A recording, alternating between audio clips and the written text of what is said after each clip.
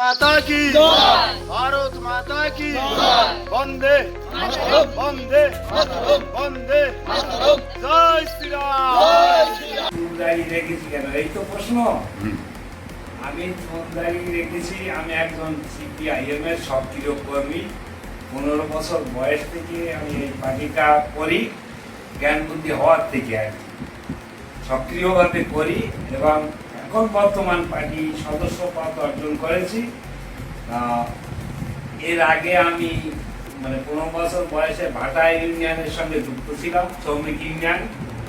আচ্ছা, কিছুদিন মাঠায় কাজ করার পরে তারপরে লরিতে খালাসি, তারপরে ড্রাইভার হলাম। ড্রাইভার হয়ে আমাদের রামচন্দ্রপুর বাজারে এখানে একটা লরি শ্রমিক সংগঠন হয়েছিল। সেই শ্রমিক সংগঠনের আমি সম্পাদক ছিলাম। সংগঠনটা বেশ দীর্ঘ 10-12 বছর চলার পরে পার্টি কংগ্রেস, তখন তো টিএমসি আসেনি, এই পার্টি সংগঠনের মধ্যে দুটো ভাগ হয়ে সংগঠনটা আর কি বসে গেল। আচ্ছা, যাই হোক, মোটামুটি ড্রাইভিং করতে করতে আমি 2011 সালে নির্বাচন হওয়ার বেশ কয়েকদিন আগে গাড়িটা ছেড়েছিলাম। ছেড়ে আমার তো সংসার চালানোর জন্য কিছু আয়ের প্রয়োজন ছিল। তো বাজারে আমার বাবার পৈতৃক ভিটে ছিল, তার সামনেই আমি দোকান, একটা হোটেল করেছিলাম, চায়ের দোকান করেছিলাম। তা এখানে মমতা ব্যানার্জি আসার পরে আস্তে আস্তে বাজারের অবস্থা ধস নামছে।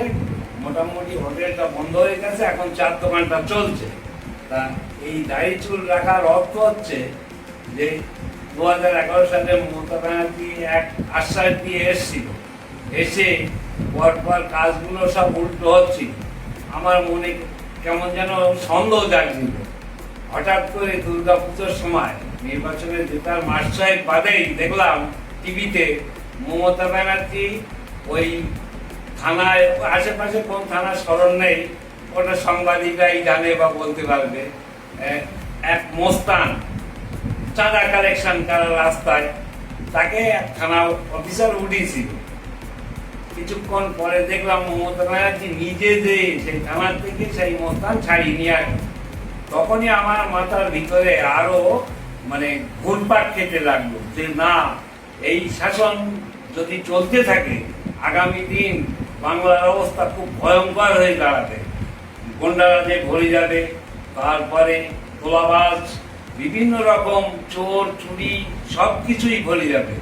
তাই সেখান থেকে আমি প্রতিজ্ঞাবদ্ধ হয়েছিলাম যে এই চুল দাড়ি যতক্ষণ যে সরকারি ক্ষমতায় আসুক না কেন মমতা ব্যানার্জিকে ফেলে দিয়ে সেই দিনই আমি আমার প্রতিজ্ঞা ভঙ্গ করব, চুল দাড়ি কেটে।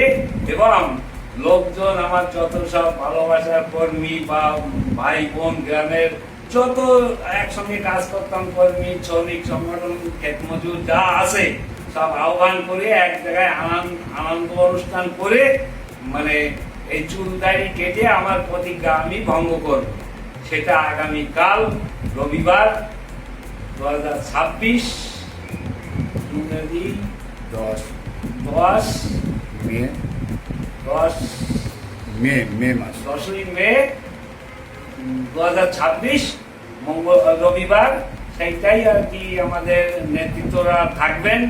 প্রাক্তন এমএলএ সেলিম সাহেব আমাদের বাদুড়িয়ার, এবং এই যে বিধানসভার নির্বাচন গেল, এতে আমাদের পার্টির পক্ষ থেকে দায়ী ছিল বসিরহাট কোর্টের আইনজীবী বিশ্বজিৎ মণ্ডল, উনি থাকবেন।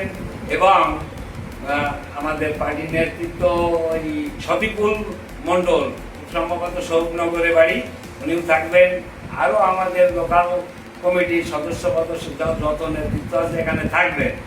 সবার উপস্থিতিতে আমি সসম্মানে একদম আনন্দিত ভাবে এই চুল দাড়ি ফ্রেশ করে আমি আমার আগের জায়গায় ফিরে আসবো, প্রতিজ্ঞাটা কাল ভঙ্গ করবো। এই আর সবার আসার জন্য আপনাদের যদি সময় করে সবাই আসতে পারেন, আসবেন। আমাদের যা নুন ভাত, যা আয়োজন হবে, দুটো সেবা করে যাবেন। সবাই আসার জন্য আমি আপনাদের আহ্বান করছি। বাংলা হান্টের আরও খবর দেখতে নজর রাখুন। বাংলা খবর মানেই বাংলা হান্ট।